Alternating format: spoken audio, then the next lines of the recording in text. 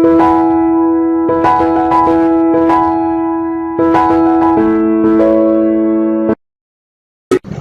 Students, आज हम difference करेंगे between PPC production possibility curve जिसको कहते हैं, indifference curve and isoquant curve. सबसे पहले प्रोडक्शन पॉसिबिलिटी कर्व की बात करें तो बेस्ड होता है on producer point of view, मतलब यहाँ पे प्रोड्यूसर के पॉइंट ऑफ व्यू को देखा जाता है। इंडिफरेंस कर्व जो होता है कंज्यूमर के ऊपर बेस्ड होता है, कंज्यूमर के पॉइंट ऑफ व्यू से इसको देखा जाता है। और आइसोक्वांट कर्व जो होता है वो भी प्रोड्यूसर के पॉइंट ऑफ व्यू से देखा जाता है। अब देखते हैं सेकंड डिफरेंस में जो मेन टर्म्स यूज होती है प्रोडक्शन पॉसिबिलिटी कर्व में, जो मेन टर्म यूज होती है वो होती है मार्जिनल रेट ऑफ ट्रांसफॉर्मेशन, जिसको एमआरटी या फिर मार्जिनल अपॉर्चुनिटी कॉस्ट एमओसी भी कहा जाता है। इंडिफरेंस कर्व में जो टर्म यूज होती है उसको कहा जाता है MRS, marginal rate of substitution.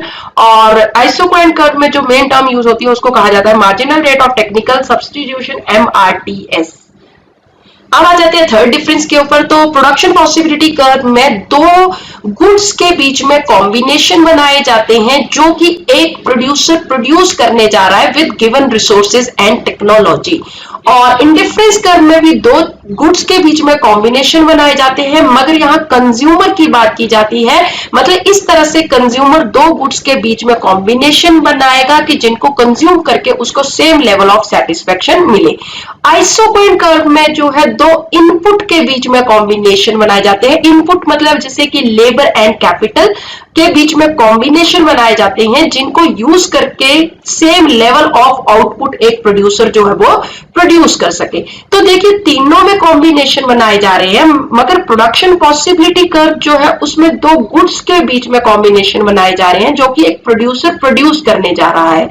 Indifference curve में दो गुड्स के बीच में कॉम्बिनेशन बनाए जा रहे हैं जो कि एक कंज्यूमर कंज्यूम करने जा रहा है।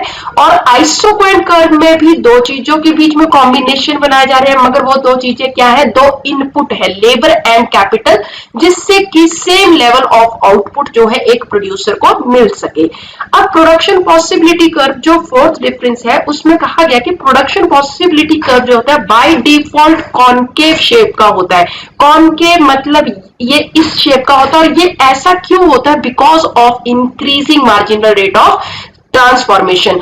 Production possibility curve increasing marginal rate of transformation की वजह से उसकी शेप जो होती है वो कॉनकेव होती है। इंडिफरेंस कर्व जो होता है कॉन्वेक्स शेप का होता है और वो होता है because of decreasing marginal rate of substitution. और आइसोक्वांट कर्व जो होते हैं बाय डिफॉल्ट कॉन्वेक्स शेप के ही होते हैं। और क्यों होते हैं? Because of decreasing marginal rate of technical substitution. अब आ जाते हैं हम लास्ट डिफरेंस के ऊपर। तो प्रोडक्शन पॉसिबिलिटी कर्व में जो प्रॉपर्टीज होती हैं वो होती है दो प्रॉपर्टीज, एक तो ये डाउनवर्ड स्लोप होता है और दूसरा कॉनकेव होता है। और हमने ये कर ही लिया कि कॉनकेव क्यों होता है? Because of increasing marginal rate of transformation. और इंडिफरेंस कर्व भी डाउनवर्ड स्लोप का होता है मगर कॉन्वेक्स शेप का होता है। और क्यों होता है? डिक्रीजिंग एमआरएस की वजह से। और आइसोक्वांट की जो दो प्रॉपर्टीज है ये भी क्या होता है? डाउनवर्ड स्लोप होता है और कॉन्वेक्स होता है। और कॉन्वेक्स क्यों होता है? Because of decreasing MRTS, marginal rate of technical substitution.